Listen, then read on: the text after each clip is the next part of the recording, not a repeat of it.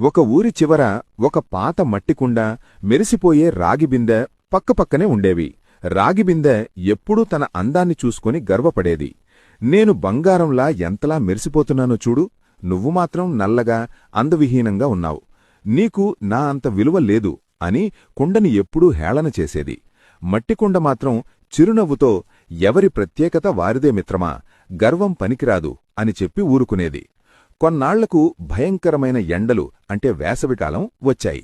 ఎండవేడికి రాగిబిందె కూడా వేడెక్కిపోయింది. దానిలోని నీళ్లు తాగలేనంత వేడిగా మారాయి. దాంతో ఎవ్వరూ రాగిబిందె వైపు కనీసం చూడలేదు. కాని మట్టికుండ మాత్రం తన స్వభావంతో నీటిని చల్లగా ఉంచింది. దాహం వేసిన ప్రతి ఒక్కరూ మట్టికుండ దగ్గరికే వచ్చి ఆనందంగా నీళ్లు తాగారు. అప్పుడు రాగిబిందెకు అర్థమైంది, బయటి మెరుగు కంటే ఇతరులకు చేసే ఉపకారమే గొప్పదని. ఆ రోజునుండి